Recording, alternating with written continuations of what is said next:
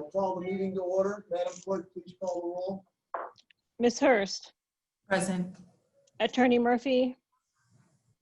Yeah, you might be a couple minutes. Yep. Ms. Naylor. She said she was going to be a few minutes late. Ms. Gresham, Present. Ms. Perez, Present.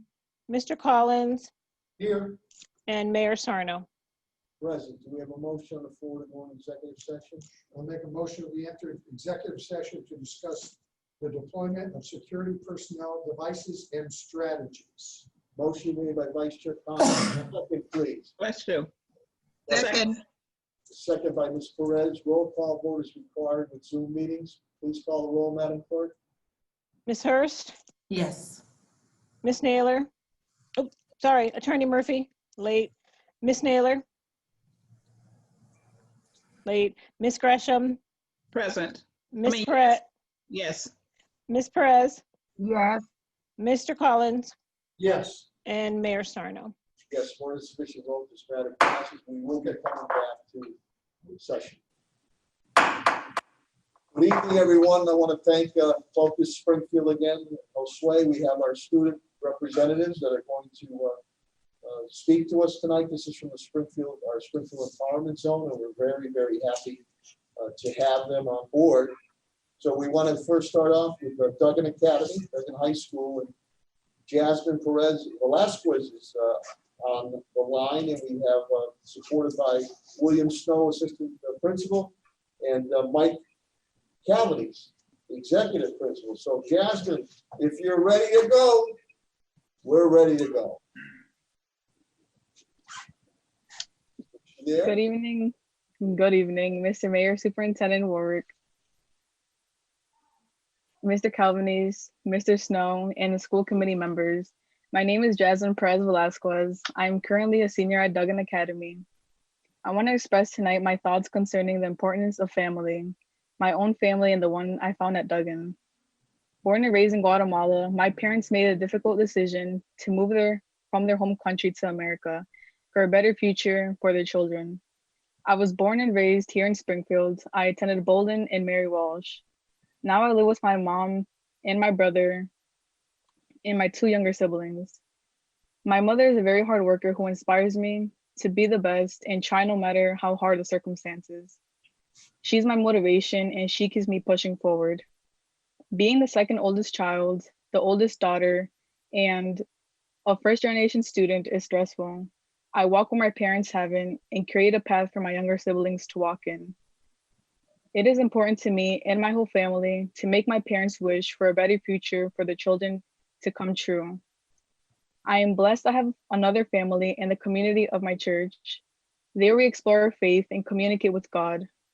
I am involved in two different groups affiliated with the church, Adventures and Pathfinders.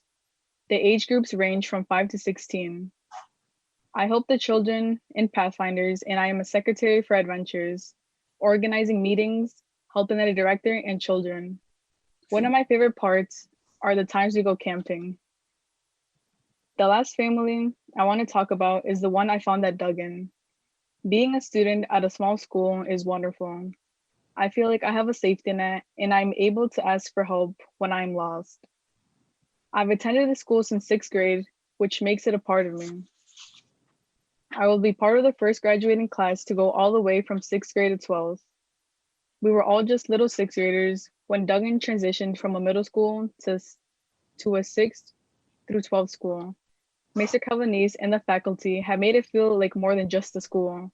They made it feel like a family. The friends I made along the way are all lifelong friends. Opportunities that have been given to me, such as this, while at Duggan, are numerous, like teaching children at one of Springfield's elementary schools through the Junior Achievement Program, National Honor Societies, and AP classes. I try and take every opportunity that is given to me to explore my options for my academics and future career. At the moment, I'm struggling with college season, looking at colleges, taking SATs, trying to decide on a major and career, writing essays and filling out applications, all under remote circumstances created by the pandemic. I'm sure every senior is going through the same thing. Although I'm still undecided, I have a mind for numbers and a love for the outdoors, so I'm leaning in the direction of architect. On the other hand, so many people are helping me here at Duggan with the college process that I also have the desire to help other first generation students with their college preparation. So I may pursue a career that will help those students. I'm also happy with the decision to stay at Duggan for high school. Here you get the feeling that you're home, where everyone knows each other and there are familiar faces all around. I appreciate the opportunity to share this evening. Thank you all for your time. Nice job, Jasmine. I don't know if Principal Calabrese or Vice Principal Snow would like to say anything at all. Principal- Jasmine did a phenomenal job. I'm so proud of you. I am so proud of your class and what you guys have accomplished since 6th grade. And you're a great young lady and you have a bright future. And when you get that career opportunity, give me a call. I'd love to hire you back at Duggan in one capacity or another. Help out some other kids get to college. You're a wonderful kid. I'm just so happy. Thank you, Principal Calabrese. Jasmine, way to go. Now my alma mater is in the house, the High School of Commerce, and Lanisha Alamo, and Alexa Housby here. They're supported by Dr. Sonia Donnell. I know she's on, principal. Mr. Paul Neal, the executive principal. Dr. Jada Waters, I see her on, assistant principal. Samantha Agrelia, Sam on there. And she's Dean of Dual Enrollment Post-Secondary Programs. I don't know how you fit that on that card there. So the floor is yours. Lanisha or Alexia, who wants to go first?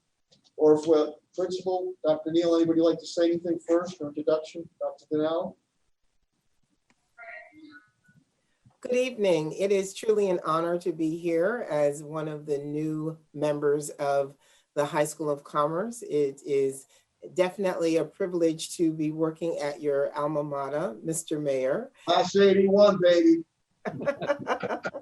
It is great to be back home. This is where my career began, but Springfield is most definitely a very special place with outstanding scholars. So it is indeed a pleasure and a privilege to yield the floor to two of our bright and rising stars. Young ladies, please continue to shine. Take it away. Thank you, Doctor. Hi guys, my name is Alexia Hosey. I am a part of the graduating class of 2020 High School of Commerce. Woo! Commerce was a very good experience, and I know a lot of people have their own opinions. Who cares? That's them. My junior and senior year were very, very helpful. I was a part of the Westfield Promise program. My junior year, I took history and English with the dual enrollment. And when I became a senior, I got to commute from the High School of Commerce to the actual campus, where I got to take courses on campus in a real college setting with actual college students. And it was a great experience. It was very trying because, you know, on top of being a high school student, I am also a college student. So that's double the work. And then when the pandemic came around, it was having to do the work from home and still doing your college work and your high school work and trying to juggle it all. And I managed to graduate with honors. So I'm very proud of that.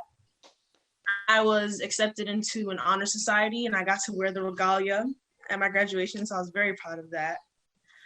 Another great opportunity I got was to work with Dr. Waters and be a part of the Earliest College program. She was like a mom to all of us who were in the Westfield Promise program, and she still is. She checks in and all that, and we love her. She's like a mom, so sometimes it's like, okay, mom, we're on top of our stuff. But the early college program I'm in now allows me to have my first year at STIC to be free, where I receive a work-study internship, and I'm hoping to start at square one soon. My major is child development. I hope to be a child psychiatrist.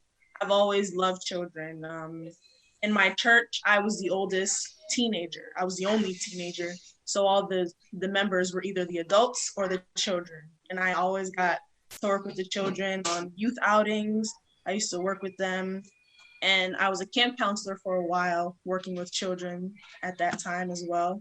And I just was like, okay, that's my goal. And I feel like if we could reach the children early, we can make a way bigger difference, because Frederick Douglass said it's better to grow strong children than to fix weak adults. And I think he was very right when he said that, because it is very easy to touch the children, and that's my greatest passion. And the early college program is such a great opportunity, because not only does it allow your first year at STIC to be free, you have a gang of people who are here to help you, not just from Commerce, but from STIC. You have people checking in, texting you, emailing you, making sure you're on the right track. And it's so helpful, because I need all the encouragement I can get. And I'm very appreciative. I'm very appreciative to be here. So thank you guys for having me. And yeah, thank you. Okay, beautiful job. Yeah, great job. Lanisha, you're in the house. Literally, you're in the house. Yeah. Good afternoon to everybody. My name is Lanisha Alamo, and I am also part of the same program Alexia is in. And when I started my first year at Commerce, it was my senior year. So I didn't know anybody. I was the shy girl who was always keeping to herself. And when Dr. Waters introduced this program to me, it really gave me the opportunity to come out of my shell and be more outgoing and getting to know everybody. It's made me a better person, because now I have better social skills. I'm able to be in a group of people, and just my public speaking has definitely improved. At times I did feel like I was alone and nobody was really there to help me academic wise, but this program gave me all the support that I needed, and it's a really big opportunity. I'm definitely gonna take advantage of it. I come from a home where my dad is the only one who works, so I didn't really think that college was on the menu for me. I didn't think I was gonna be able to have enough money to be able to pursue the career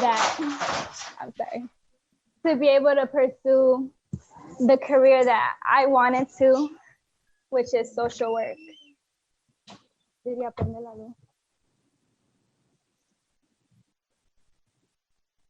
I'm so sorry for that, which is social work, because I do believe that there's children out there and families that need all the help that they can get, and I want to make that difference in this world. And this program has given me the opportunity to take classes to help me pursue that career and make that difference. So I know you guys are busy and I don't want to take too much of your time. So thank you for allowing me to speak today. Nice job. Great job. Okay, that's mine and Superintendent Warwick's. Chris, there's three of us, a triple threat. Alma mater also. Springfield Honors Academy is in the house, and I know I saw Principal Grace Howard Donlin. She is here. Leila Samuel and Giovanni Perez. I don't know if Principal Donlin would like to say, Howard Donlin would like to say a few words first. Yes, I would. Thank you. Thank you so much. I'm so happy to see that this event is still happening tonight, so we can celebrate all these fine students.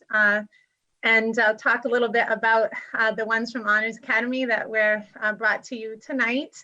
Giovanni Perez actually could not attend, but I want to share, he's a junior at Springfield Honors Academy, and he really excelled in remote learning and really dominated in a space that could have been incredibly challenging for him. So if he hears this later, or any of his teachers or Emily hear it now, we're just very, very, very proud of what he accomplished and what he's accomplishing with us at SHA. And I'd like to introduce to you now Leila Samuel, who is with us tonight. Leila is a sophomore at Springfield Honors. She was a recent Mass Live Athlete nomination for her fine work on the soccer field. And for the Commerce Raiders. And she transferred to us late last year. And she's really found her way at SHA. And, you know, another student who really took remote learning very seriously and has proven herself in that space, and really stood out to us as someone who grabbed this by the horns and really decided that she wasn't going to let the situation control her. We're just very, very proud of her. Layla, why don't you take it away? Hi, so I'm a sophomore at Springfield Honors Academy. I want to start out by saying thank you to my administrators for selecting me to represent Shaw. It's like very surprising. In my short time at Shaw, so I sort of transferred from Commerce High School in like late January. So before the shutdown, it was kind of tough because I kind of didn't want to follow the rules at first because it was a tough transition that I didn't want. So my parents thought it would be better for me to be in a more disciplined kind of community. So me transferring them, I always wanted to see my friends. So I would try to figure out ways so I could see them. But then I realized that I actually for my goals, I want to be really big and be really successful growing up. And I want to be able to provide for my loved ones. I just want to say, since moving to Shaw, the teachers, they do a really good job of making sure that students comprehend the lessons and excel at their work. They support the students with their work and make sure that they have a good understanding of what is being taught and showed. And they showed me that anything is possible. And if I did need help, they would be there to support me. As HD said before, I play soccer for Commerce. I've been playing since the age of 5. And going into high school, I wanted to try something different. So I did try track, which I excelled at. And when I grow older, I do want to be a professional soccer player. That's been my dream since I was little. And so I knew that my academics had to match what I show on the field in order for me to actually achieve that goal. I enjoy playing both sports. I noticed that since high school, it's way different. My academics and my grades have to be good in order for me to be able to play sports. So I really had to change the way that I looked at stuff. Before I was oh, I didn't care about, I had that sort of mindset. So I knew I had to change it. Even though I was struggling, HD and the staff at Commerce and the teachers never gave up. They sort of try to just help me through it, even though I was struggling and at first did not want their help at all. I just felt, because I'm a very independent person, I feel like I can do everything myself. But then I realized that I do sometimes need help and should take it when it is needed, and I can't do everything myself, being I'm only 15 and a sophomore in high school. The support I received from the Shaw family and my parents was it was really good, and I was thankful for it and really grateful. And I'm just pretty much, I am embracing the fact that I did transfer. I mean, I'm not going back. I really can't change any of that. So I just have to make the best of what I have, making friends, peers that will help me through the change. So in closing, I would like to thank the mayor and the school committee for allowing a platform such as this to recognize students like myself and the other students that are joining us this evening. Thank you. Mila, good job. Goal 4. Last week we had 2 young ladies, yourself and from Principal Cavity, Duggan Academy, on athlete of the week. So you're the goal scorer. I was the crazy goalie at the High School of Commerce. So you would have been my nemesis then. But you scored a few goals there. So continued success on and off the field. And you did a great job. Great job. Thank you. Van Sickle Academy is in the house. And I know Principal Bobby Francesca is here, and say hi to your mom and dad. We'll see him in church. And Gregory Bodson, if I pronounced that wrong, Gregory, please correct me. So I know Principal Francesca would like to say a few words first before Gregory. Thank you, Mayor Sarno. Thank you, Mayor Sarno. Thank you, Superintendent Chris Collins and everyone else from the school committee. It's a pleasure to introduce Gregory Bodison to the school committee. He entered Van Sickle in 6th grade, and he's one of those students who, I know we're not supposed to have favorites, but he's been a favorite of mine since 6th grade. He is the model student. He has parents who are very supportive, very engaged in his education.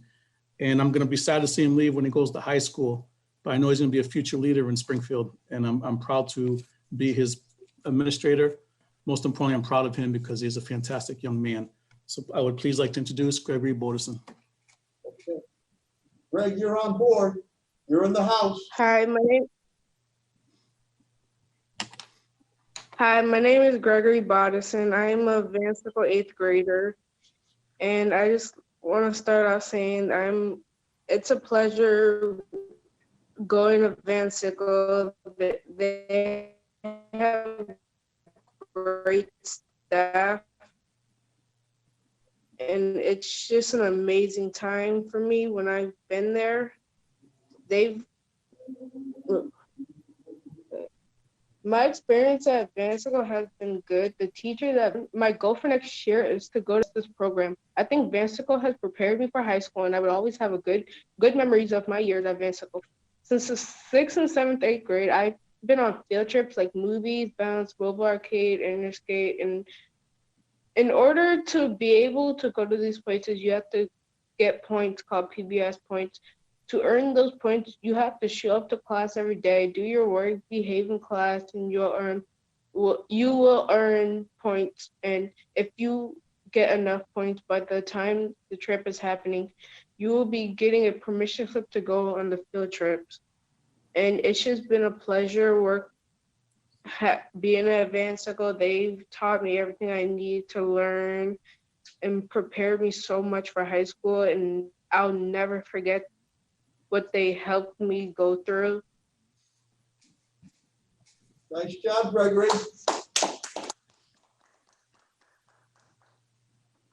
Van Sickle Rise is in the house and supported by Tiffany Farr, assistant principal. Saw her, Carolina Martinez, who's Martinez, our teacher, and Victoria Wharton, who's a teacher. Gary Ellis Montalvo is in the house, and Ms. Vasquez, Izal, I'll make sure I pronounce that correctly. Vasquez is in the house, so I'll turn it over first to assistant principal Ms. Carr. If the teachers would like to open up with a few words before we turn it over. Thank you all for having us. Rise Academy is super excited to be here. We have a super shout out to Miss Carolina Martinez and Miss Wharton, who work so diligently with our students. Today we have Isael Vasquez and Jadi Alice Merced, who's going to represent our 6th and 7th grade. So at this time, we're going to ask Isael. Go ahead. My name is Isael Vasquez. I will be representing around 7th grade. And I'm 12 years old. I'm in 7th grade, as I said. And Rise really helped me. I feel like the teachers, they're always going to be there for me. And I feel like they're really good for preparing us for anything that comes in our future. Out of any school I've been to, this by far has been the most educational and probably the most supportive school I've been to yet. And out of 7 schools, I gotta say this one's teaching me the most. I feel like the teachers, they will always be there for us, and no matter what, they will help us whenever we need it. And they always find a way to make it sometimes fun, but also make sure we're working hard. I feel like the teachers are fair, and the students, though the students could sometimes, they'll be helpful, but other times, it's hard. I'm sorry, I'm just a little nervous. You're doing fine, sir. You're doing fine. But just overall, I think Rise is a great school, and it's really preparing us for high school and perhaps even college already. They always find a way to make sure we're at grade level with guided math and guided reading, which puts us at whatever our level is. And all I gotta say is that overall, I think RISE is really helping everyone and it's just making schools good. Good job. Thank you. I apologize on the pronunciation of your first name. My screw up there too, so you did a great job. Okay. Gary Ellis? Hi, my name is Yarieli Merced Montalvo, and I am 11 years old. I'll be representing the 6th grade. I just started 6th grade, so I heard that the RISE Academy is really good, so I'm really grateful to be there.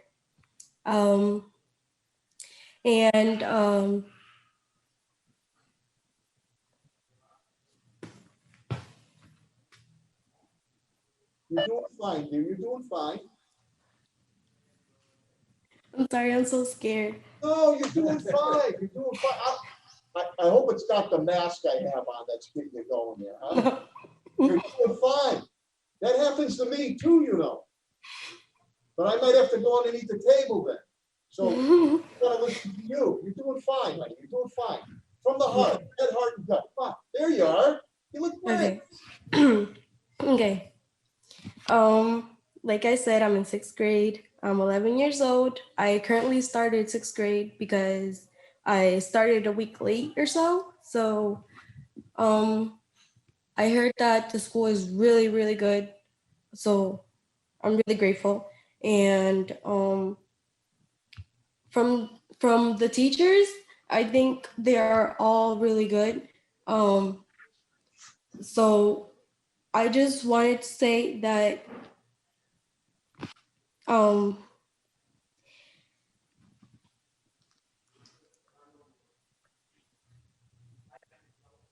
can feel it. It's coming from your heart. I can feel it.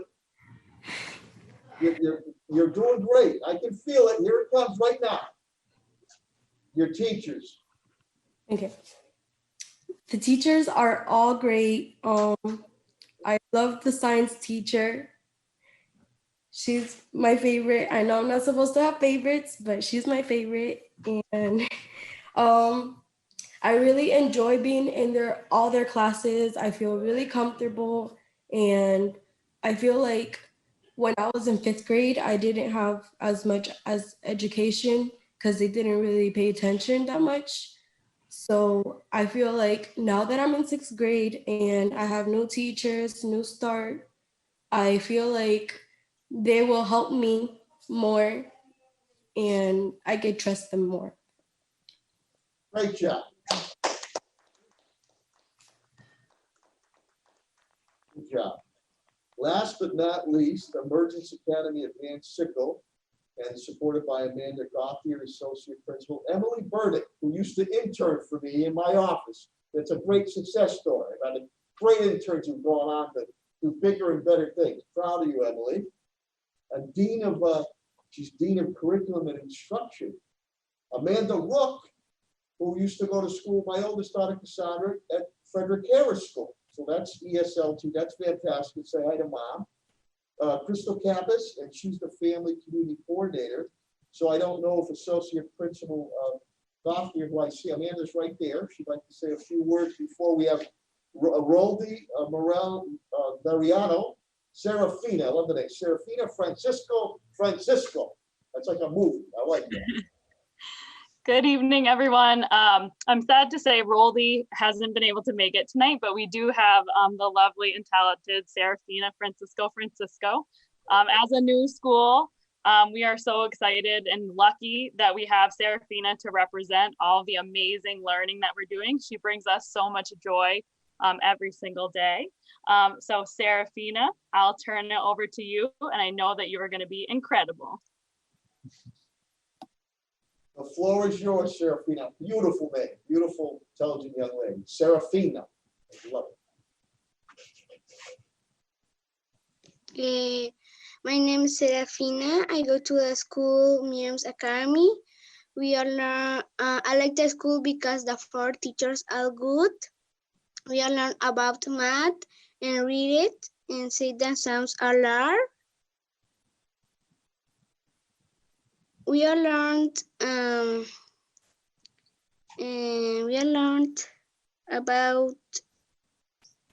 we all learned about weird sounds. You're doing Really about words. Awesome job. Do you want to read it in Spanish, Serafina? Español. Okay. Por favor. Gracias. Mi nombre es Serafina. Yo voy en la escuela Miriam's Academy. Me gusta la escuela porque las 4 maestras son buenas. Estamos aprendiendo de matemáticas y de leer y de decir las palabras fuerte.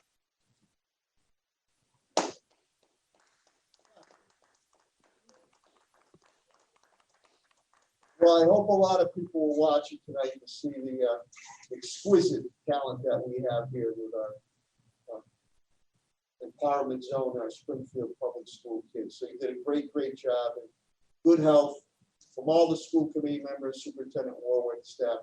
Good health, continued success, and keep doing what you're doing. I know it's a little challenging and surreal, but you're going to make a positive difference. So another round of applause. The administrators and teachers too. Great job, everyone. Okay. Thank you. That concludes our student speak out. We'll take a 1-minute recess. You're more than welcome to stay, and then we're going to go into our regularly scheduled meeting. Thank you so much. Good evening. We'll call the meeting to order. I want to thank Focus Springfield, Josue. I'm sorry. Thank you for getting us on here for public viewing. With that, Madam Clerk, could you please call the roll? And I believe we're also joined by Student Rep Nazir Jennings, Naz, who is another Springfield Public Day School, first representative ever, student representative in the city's history on the school committee. So we're very proud of that. So Madam Clerk, could you please call the roll? Yes. Ms. Hurst? Yes. Attorney Murphy? Oh, you're muted. Murphy, he's on. He's here. Okay. You're muted.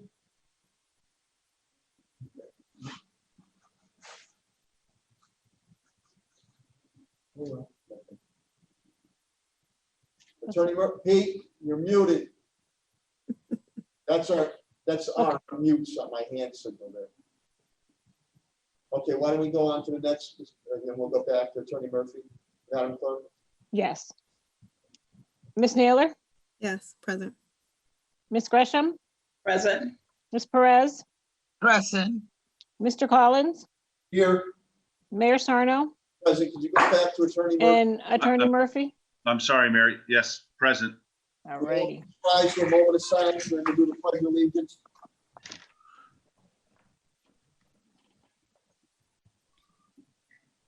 I pledge allegiance to the flag of the United States of America and to the republic for which it stands, one nation, under God, indivisible, with liberty and justice for all. Thank you very much. We'll now move to voting items. Section 2A is to approve the revisions of the anti-harassment policy, Springfield Public Schools employees. It's the second vote. And I want to thank all the subcommittee work. That's where a lot of the hours and nuts and bolts are being put forward for the viewing public. I'll turn it over to Superintendent Warwick, please. Thank you, Mayor. This is a second vote because it's a change in a policy. As the mayor said, this has been through subcommittee and worked through the subcommittee and has been passed once already, so it's only the second vote. Went through Denise's subcommittee. I didn't know if Denise wanted to speak to it. No, nothing further at this time, except that I would just echo the superintendent's sentiments that it did go through subcommittee and came out unanimously or supported unanimously. Thank you, Ms. Hurst. Any questions or comments?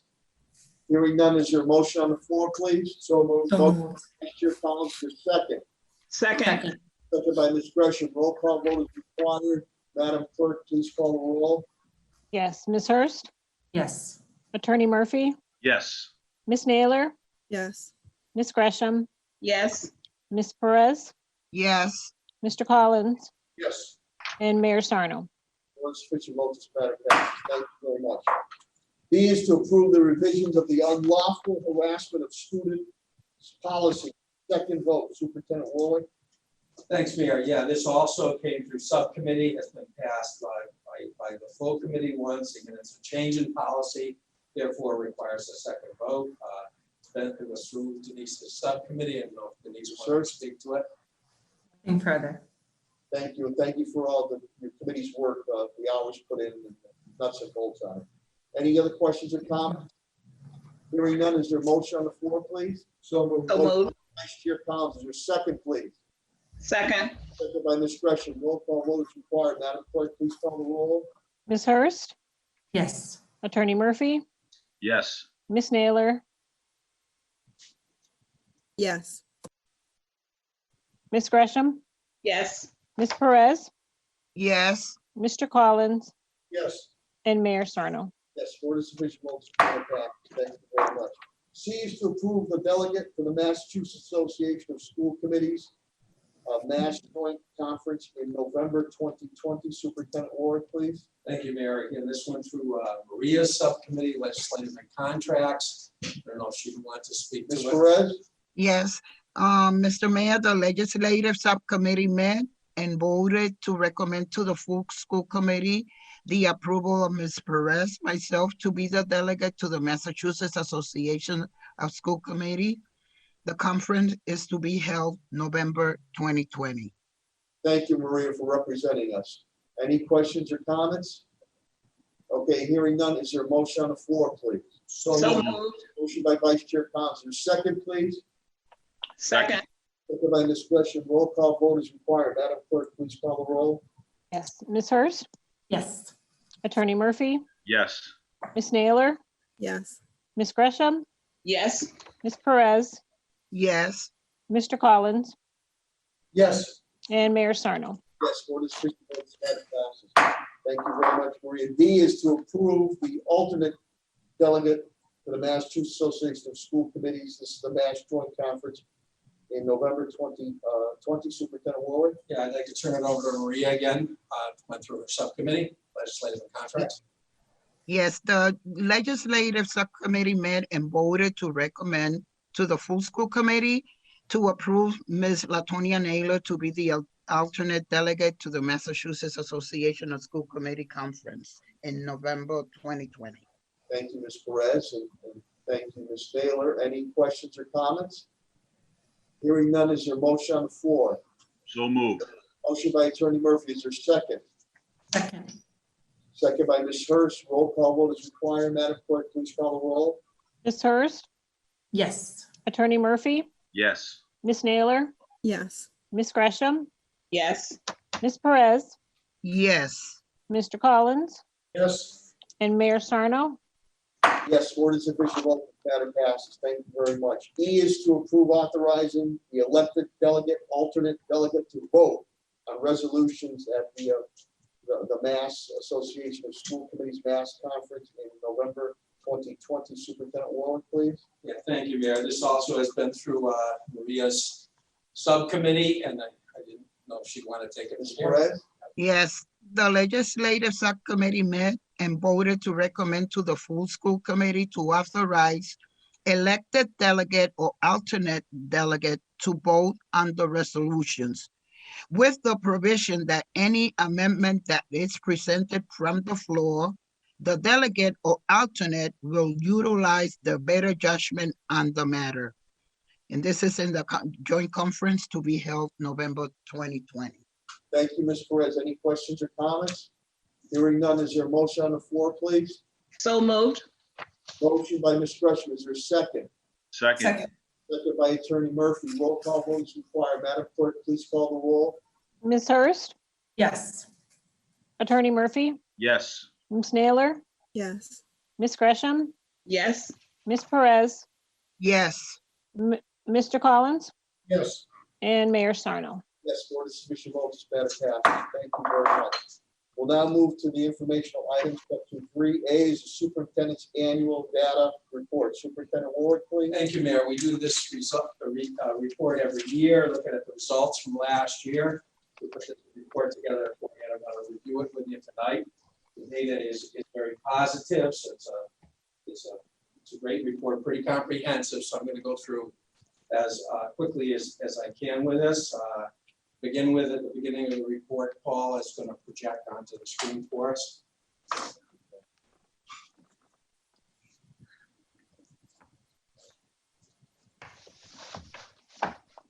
So what you can see is our strategic plan that's guided us through 2 iterations of the strategic plan.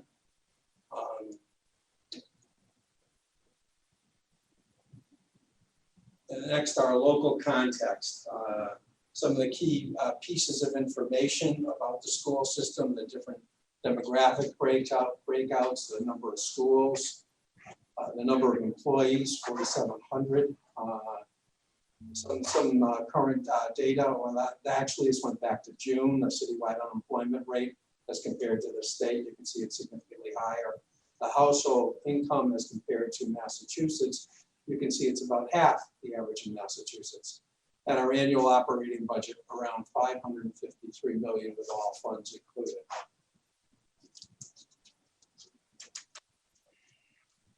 We opened up this year with some panorama, some data that we got from the students actually, sampling their take on what went on this spring relative to the remote learning. And there's some nice comments made by the kids that we thought we'd share with you. When asked what their school teachers were doing well, elementary student responses show appreciation for teachers being able to answer questions, provide support, and an emphasis on connections. And some of the responses are interesting, and you can see them there. My teacher responds to my email all the time and quickly. I can contact my teacher every day if I need to. My teachers care about my work and care about me. Zoom meetings once a week where I can see some classmates and be connected, and providing schoolwork, online classes, virtual peer interaction, and teachers available for help and questions. So some positive comments from our elementary students. Similarly, on the next slide, you can see the comments from our middle school and high school students. Again, student comments about the situation and making sure we are doing our work and also have all the help we need, meaning if I need help with an assignment, they will set up a video or a call or do it by my email. Providing us with videos attached to our assignments so we can do well and learn.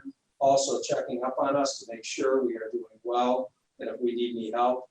Staying in touch with us, making sure that we are caught up, not having trouble, and making sure we are safe and healthy. So again, I think a very important piece was the student connections. Our teachers did a fabulous job this past spring, really reaching out to kids.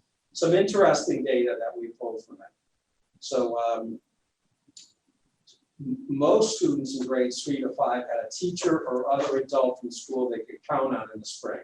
For grade 3 to 5, 81% responded that way. In grades 6 to 12, 68%, again, reflective of the great outreach and work of our teachers during these difficult times.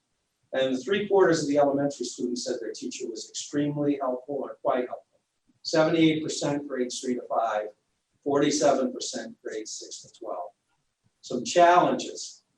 Half of the students cared for someone, i.e. a sibling, for at least part of the day, particularly middle school and high school students. So you can see grades 3 to 5, 45%, and grades 6 to 12, 52%. So these were challenging times. Many students expressed concerns about the health of their families. 61% of the middle school and high school students, 59% of our grade 3 to 5 students. And families expressed varied communication preferences, different ways of getting through, which was very helpful for us because it was how to connect to families. And you can see it's all over the lot. So it was useful information for our schools as they reach out to our families. And again, that was data that we used the state instrument Panorama. Now, the hard data, student attendance, you can see on the left, the state trend. And you can see Springfield's trend during that same time frame from 2012 on. Again, we narrowed the gap and we had an increase to 92.9% last year with the attendance. By level, you can see the trend over the years, the elementary and middle school, rather flat. A huge gain at the high school level where we really needed to make the great gain is back in 2012 was only 88%. The next slide, chronic absent rates by grade. And you can see, and this is very similar to what we showed you last year. The data hasn't changed much. As you can see, our biggest problem is in preschool, especially the half-day preschools. The attendance has been very, very difficult. You can see over the elementary grades, the chronic absence piece has gone down, and then a little trend up in the middle school and high school, but a very, very similar trend as last year. The overall rates on the next slide. You can see the chronic absent rate back in 12 was 27.8, now it's 23%. So it's trended in the right direction. We've narrowed the gap with the state. But as you can see on the table to the right, we still have considerable work to do in this area. How much higher we are than the national trends in this area, especially at the middle school level. Significant. A challenge for us. Out of school suspensions, you can see on the table to the left, in blue, the trend for a full year, how far down they are, back less than half. And then on the table to the right in green, you can see through the 119th day, which is when we ended last year, to show the trend. Going down overall, obviously significant, a little bit up from the year before as of March when we dismissed. Next slide, the number of arrests, a small fraction of the number of arrests we used to have. So contrary to some assertions, that trend has gone in the right direction. The next slide, bullying incidents in the schools. As you can see, again, going down. Now the 2020 data was as of when we dismissed in March, 119th day. So it'd probably be pretty similar to 2019. But again, a fraction of what it used to be. The next slide, the access data, the ELL testing. You can see overall, we started at 39%, we're still at 39%, attaining proficiency on that. You can see a trend upwards overall in the blue line going through, and then a trend downward for a few years and back up again. We had a huge influx of students coming from Puerto Rico a few years back, and again, a very high concentration of students with special needs, and it definitely had an impact on our data, and now we're moving in the right direction again. And you can see at certain grade levels, like grade 3 to 5, we've done better, and 6 to 8 than at a high school level. Just a note too, with the influx of students in Puerto Rico, that was during the terrible, tragic Hurricane Maria. Yes. And the Springfield school system took on the most students in the Commonwealth of Massachusetts. So we're very proud to try to help them stabilize. Yeah, thank you, Mayor. You're right. The highest number in Massachusetts, higher than Boston even. And, I think we did a great job meeting the needs there. And a lot of those students came in with IEPs that we had to get in place. It was quite a challenge. So, it did impact the data, but I think we did a great job serving the kids.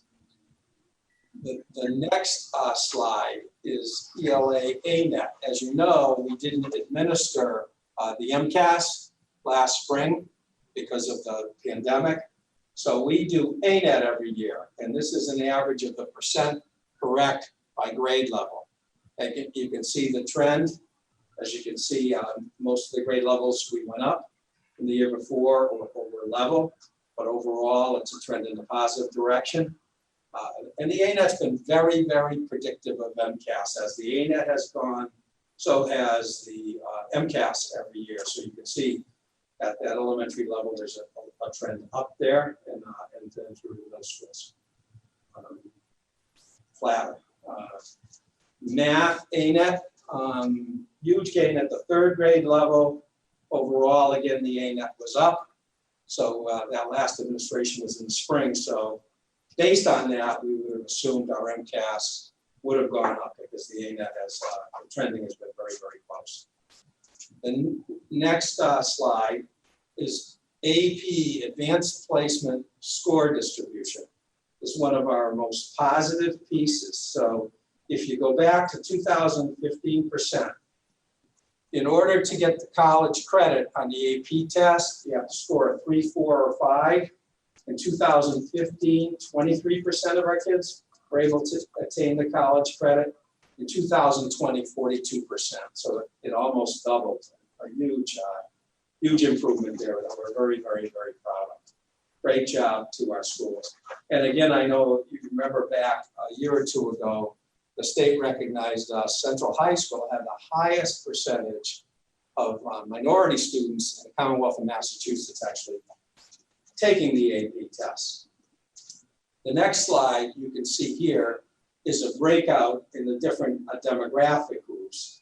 And you can see the trend there being very, very positive. So nice gain overall, but our African-American group results went up 15%, Asian went up 30%, and Hispanic went up 23%. So huge gains again in our different subgroups. So it's not just a positive trend overall, the subgroup gains were absolutely incredible. That's a great job done at our high school level. 4-year graduation rate, you can see the trend going back to 2006 and where we are there. And that reflects the biggest gains in the Commonwealth of Massachusetts. Little slide down on the 4-year rate last year, but overall still the greatest gains in the Commonwealth. The next slide, the 5-year adjusted cohort graduation rate. You can see we went from 60% back in 2006 to over 81% last year. Those are the best results we've ever had. So again, a tremendous job done by the staff. And when you break the data down into the different groups, there's a very positive trend there too. As you follow it across, you can see we've narrowed the gap with the state with all students. But again, that African-American students are right even with the state.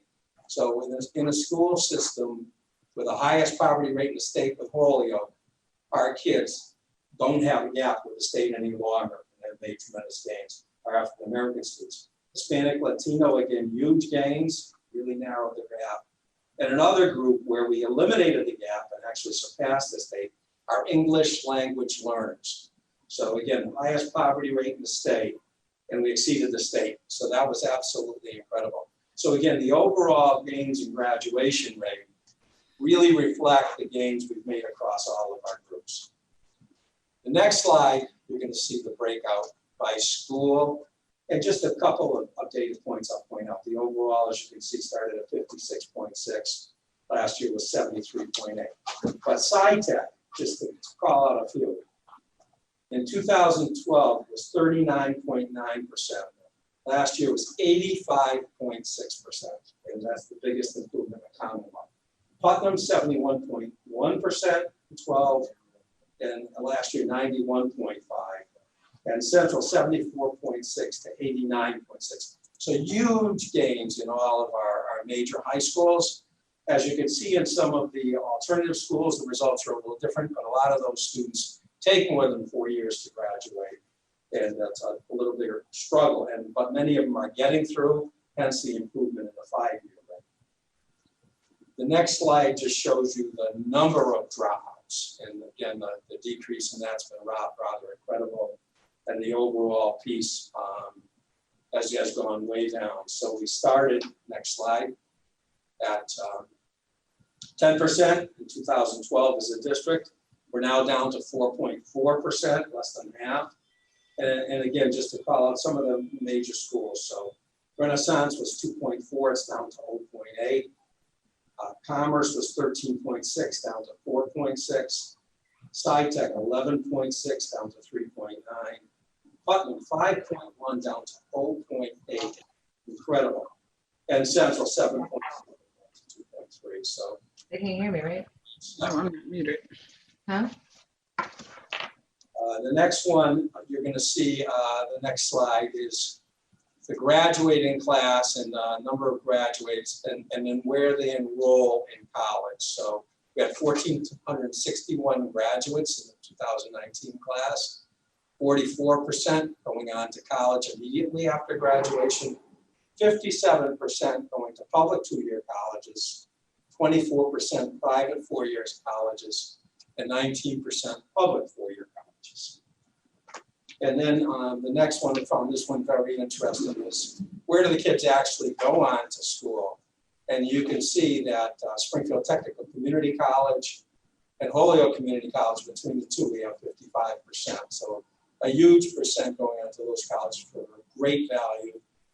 Westfield State, 8%, another great value. And AIC that does a great job discounting the tuition and making it affordable, and really has increased their minority student entry into the school. Another school we have a lot of kids going on to. But it's an interesting trend, and it shows that how important the community colleges are. And our last slide, our data overall, you can see that if you look at student attendance from 2012 to the present, again, we're up there from 92.2 to 92.9. The chronically absent is down from 26.1 to 23%. And severely chronically absent down 8.8 to 6.6. So positive in every area. The four-year cohort graduation rate up significantly. Again, the largest improvement in the Commonwealth, along with a five-year rate, 59.5 to 81.3. So that's the highest we've ever attained. And the dropout rate in 10 to 4.4. So again, positive trend in cutting it less than half. SAT participation, you can see, is way down. That's because we always give the SATs in the spring in school. We weren't able to do that last year due to the pandemic. So that's down, but a lot of the schools changed the entry requirements and went more by GPA. Advanced placement qualifying score, you can see we were at 223 in 2012. We're now at 408, so huge improvement there. Advanced placement exams taken, you can see we started at 758 and it's improved to 996. So that's moving in the right direction. Teacher quality relative to teacher para sick leave, you can see in every one of the categories we've improved since 2012. So that's going in the right direction. And school climate and culture, you saw these slides earlier.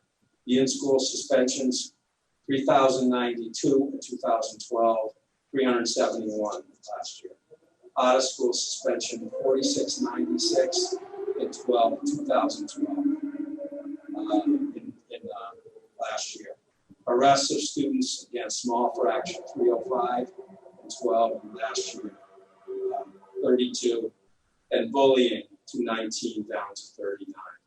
So overall, the data's really moved in a positive direction in all of our key data points, and it's a great reflection of the outstanding work done by our staff. I'm very proud of our staff.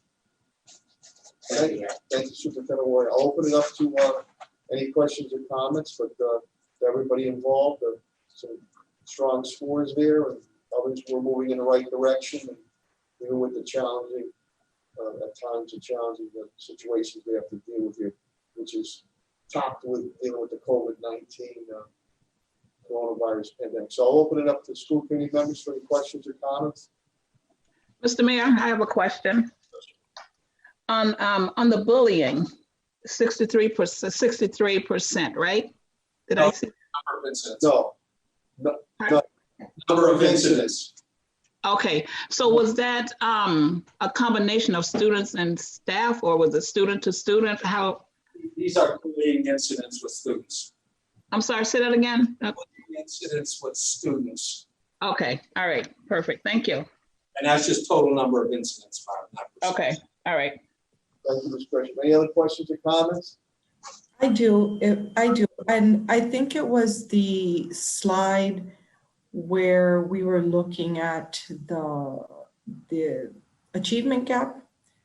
It was the bar slide. It was the bar slide. There was an acronym there that I wasn't sure what it meant.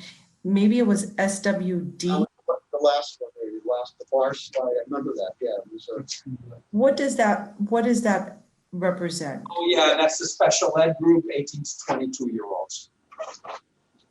Is that the one you're referring to? The one that said, the bar with the standards. yes, right here, narrowing the graduation gap. I'm sorry. What is the SWG? That's students with disabilities, our special ed students. Okay.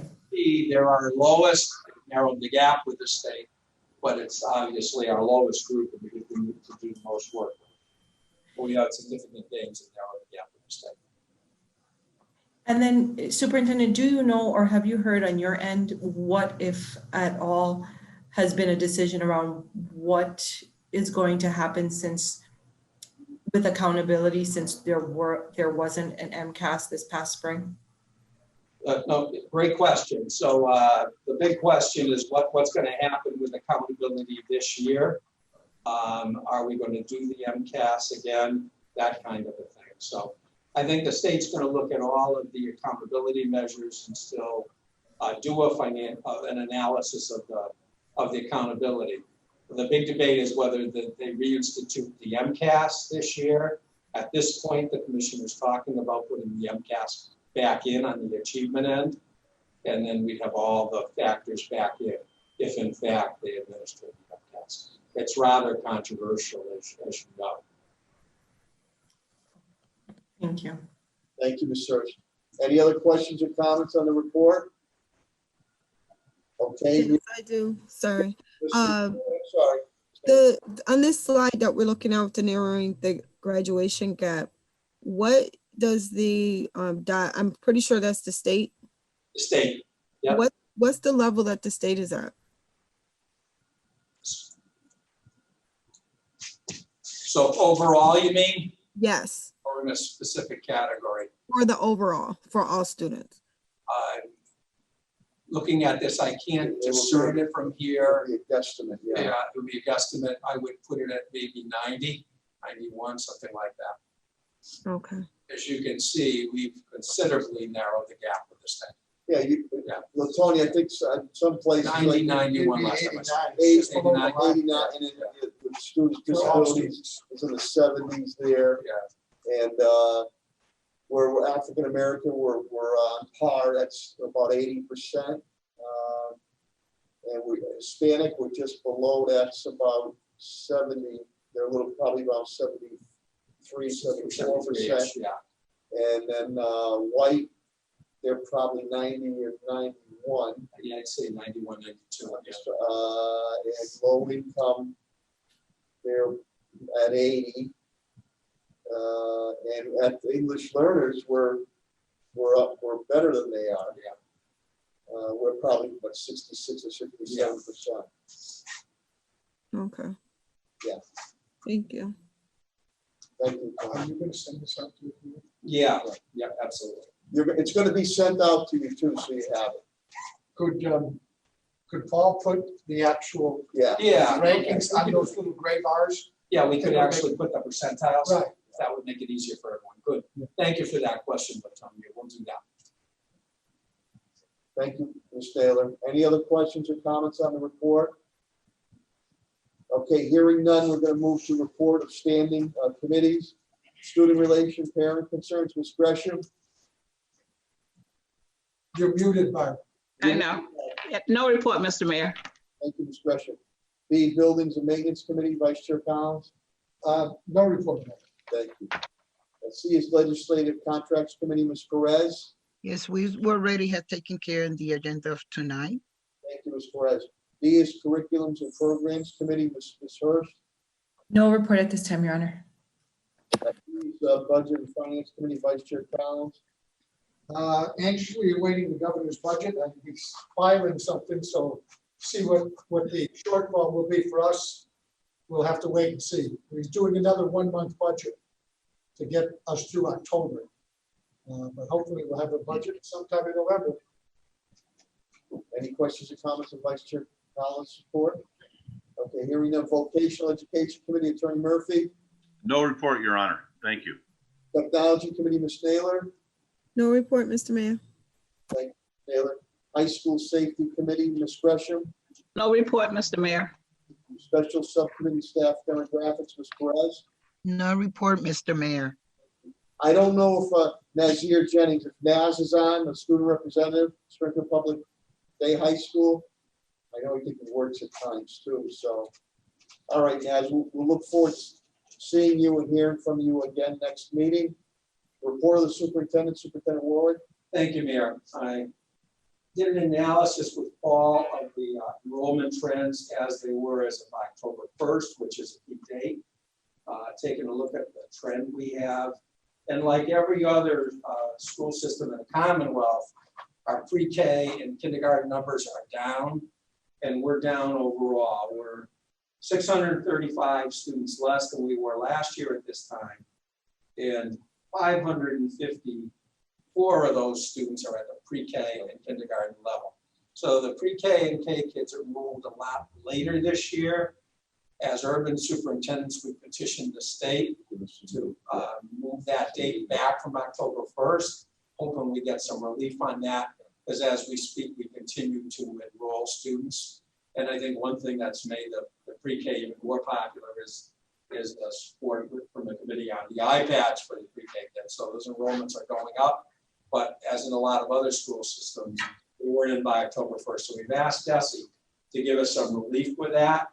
But you know, we were minus about 500 last year. That's about minus 600. That we've had a stronger enrollment than anyone else in the Commonwealth over the last 20 years. We haven't had the declining enrollment. We're beginning to see a little bit of a decline, but clearly some of it's pre-K and K, so it's not a huge decrease. And if they give us a little reprieve, like kicking it back till the end of October, I think it would be a lot closer. So that would be a positive. So we've asked the commissioner for help with that. And that's, we're hopeful DESE would do that, because when you look at it, our pre-K and our kindergarten really started very late September, or actually early October, the week before. Yeah, so it was the end of September. So and I think given the confusion around what was going on, and this happened across the entire Commonwealth, it wasn't just Springfield, the enrollments were slower this year. So hopefully we'll get some relief there. Just wanted to congratulate Pat Roach, the Sodexo team. We went over 3,500,000 meals since the pandemic started back in March. So incredible work by that team, absolutely fabulous. And we have a sports update that I wanted Lydia to give us on the situation with our athletic teams. Assistant Superintendent Martinez. Good evening, everyone. So earlier this week, we received notification that one of our athletes did test positive for COVID. So in consultation with our commissioner and others, we decided that we were going to pause sports for 2 weeks to err on the side of caution.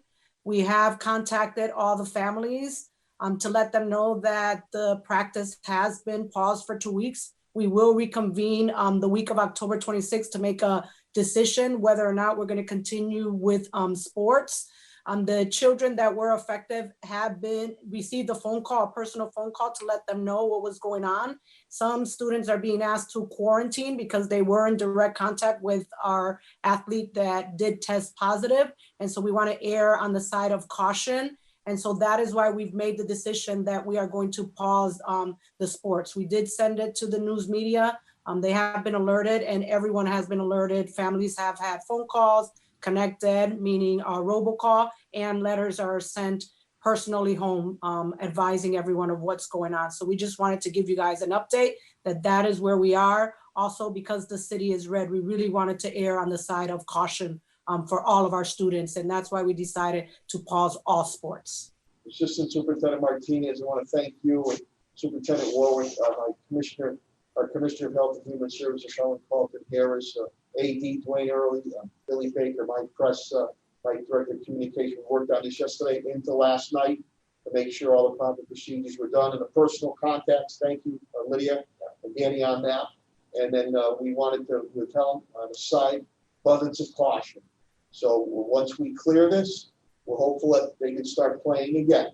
But we wanted to make sure that the school committee is updated on it, and any questions or comments that you have, we finalized everything last night, here last night. So I just wanted And to, Jeannie Clancy was also part of that team, so we all made sure that we had all the appropriate people together.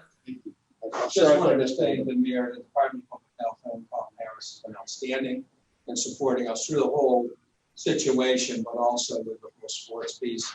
Your whole team has been fabulous. Thank you. our pleasure.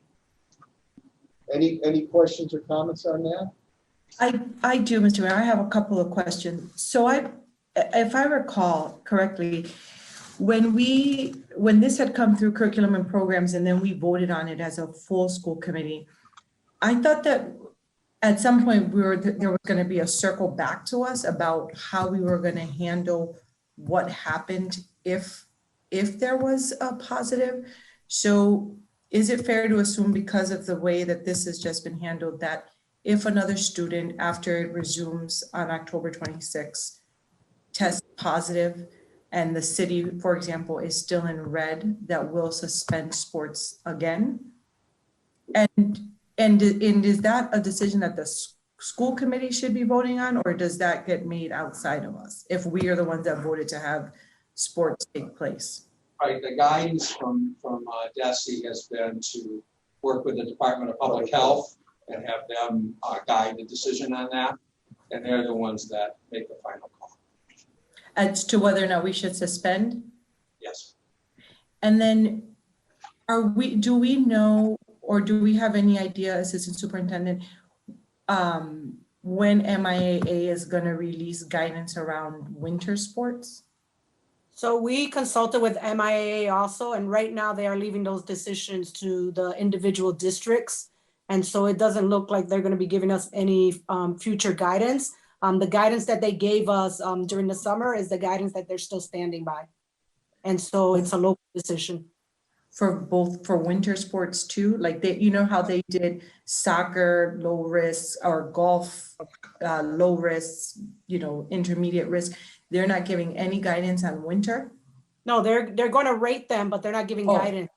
So they will rate them as to whether they're low risk, medium risk, or high risk.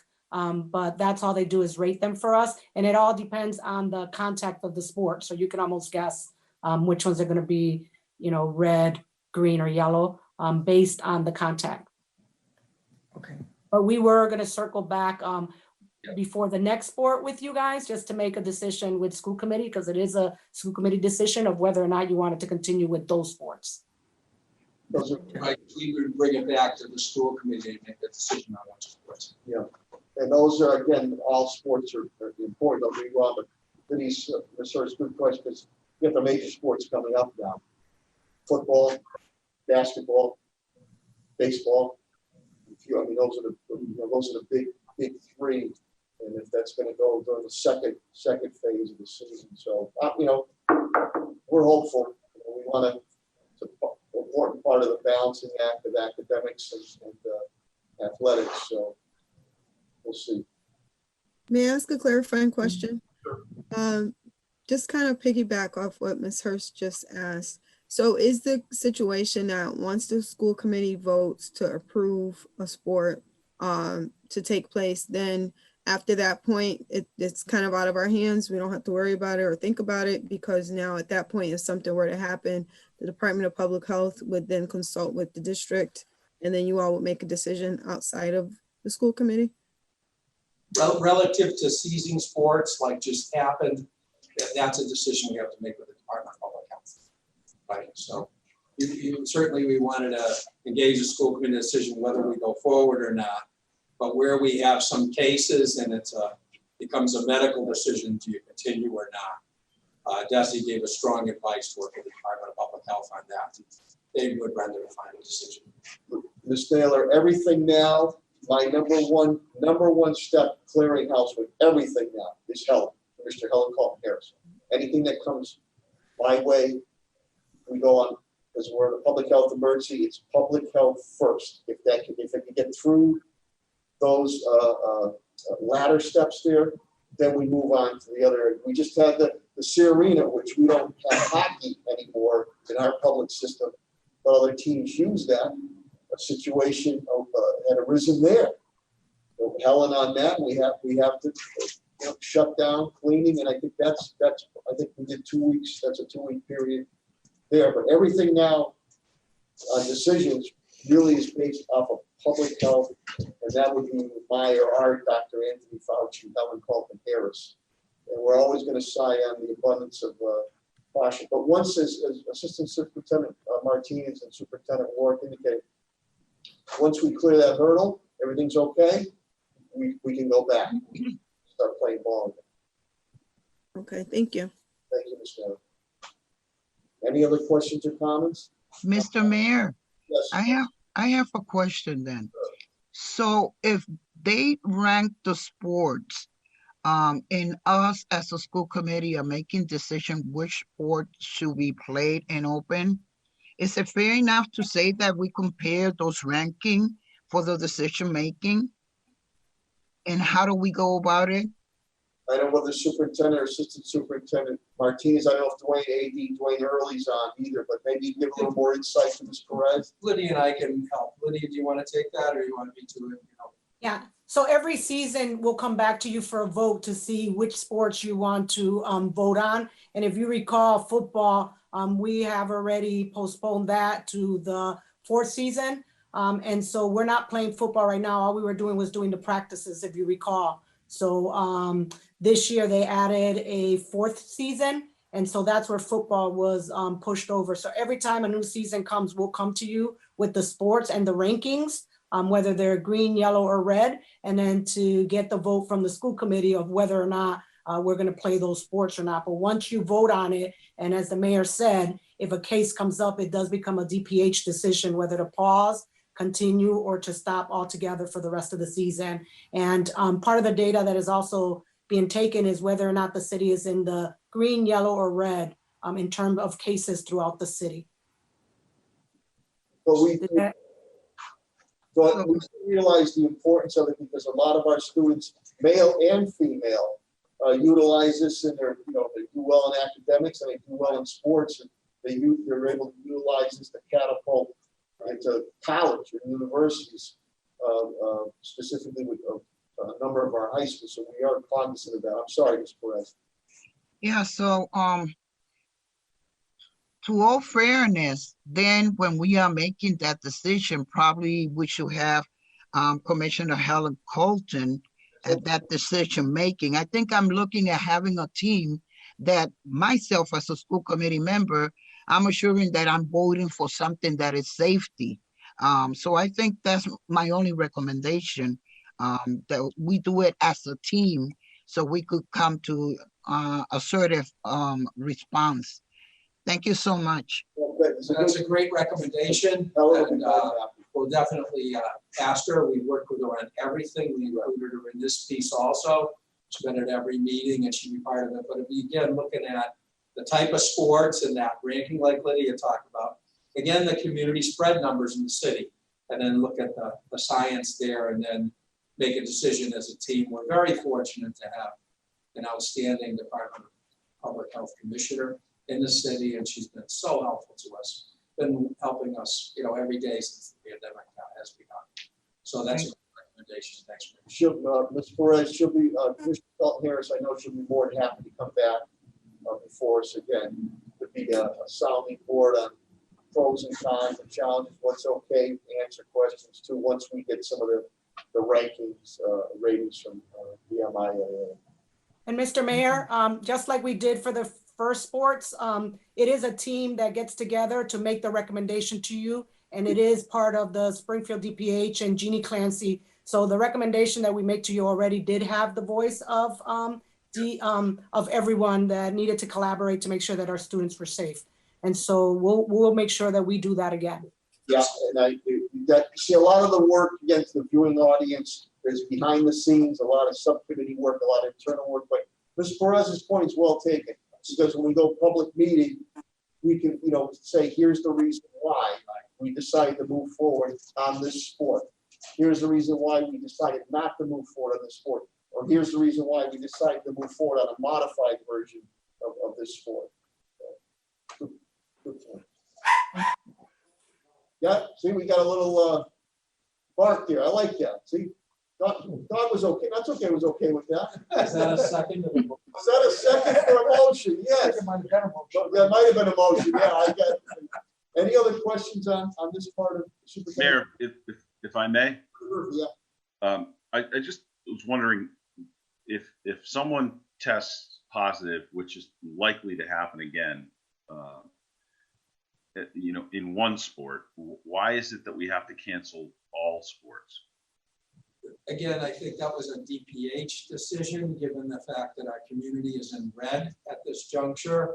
And there was a game and there was a consideration for some serious spread there. So DPH made that call. I don't think that would be the call every time. You have to look at your numbers in the community, the incident that went on. So I don't think that's an automatic decision every time. But in this case, the commissioner thought that was the best decision. Good point. Thank you. Our community's in red right now. We're at that top level, and there's some great concern. Where our numbers, again, we were green, and which was for a mid-sized urban center in Springfield was really commended.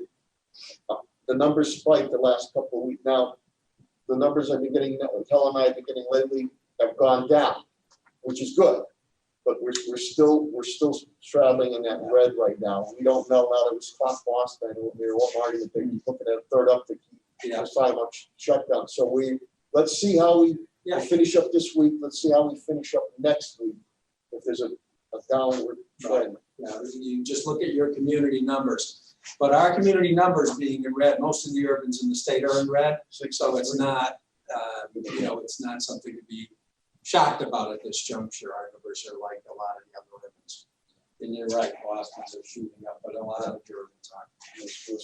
So you take a look at that with the commissioner and then try to make the right decision. Any other questions or comments? Thank you, Taylor. On this part of the superintendent's report? Okay, hearing none. Did you have any? No, that concludes my report. Okay, we'll now move to unfinished business. Thank you. New business. Mr. Mayor, the next agenda is going to look different than our normal agendas. We don't have a working session until sometime in January. So if we have anything that we absolutely need to vote on that won't admit of delay, then we'll put that on the voting items. But the discussion, we'll discuss two topics.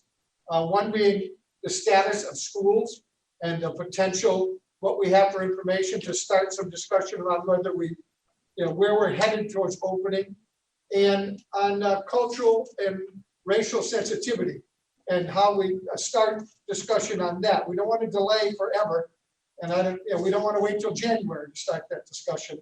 So the next agenda will basically be those two items, just so that the committee is all aware of it.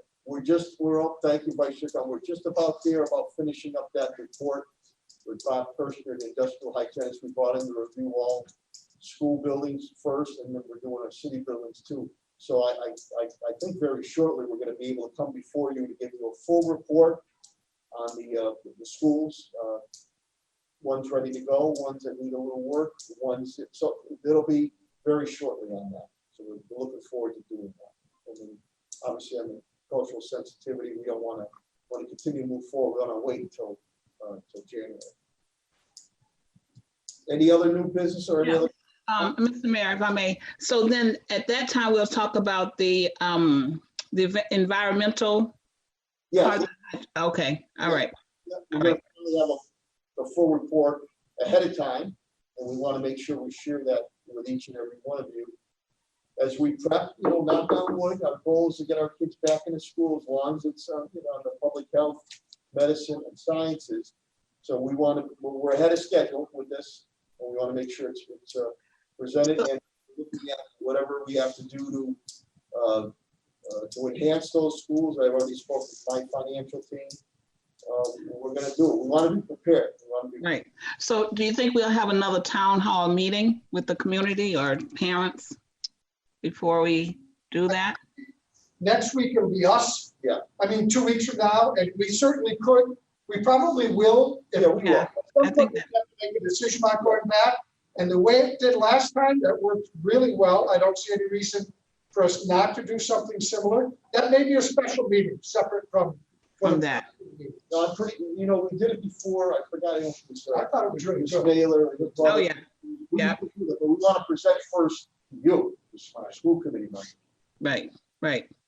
So my next question is that the last week when the kids was, had the computer glitch, so they make that day up at the end of the year, or how will they make up that day? It was an early dismissal. We had already done They part of started. the day, and then we gave them work to continue in the school day. So that was simply an early dismissal. So Okay, perfect. All right, thank you.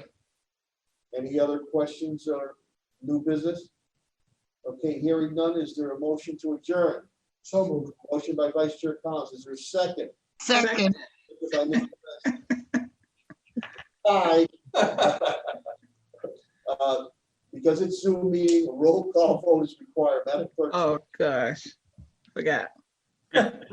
Ms. Hurst, Yes. Attorney Murphy, Yes. Ms. Naylor, Yes. Ms. Gresham, Yes. Ms. Perez, Yes. Mr. Collins, Yes. and Mayor Sarno. Yes, more than sufficient vote, the matter passes.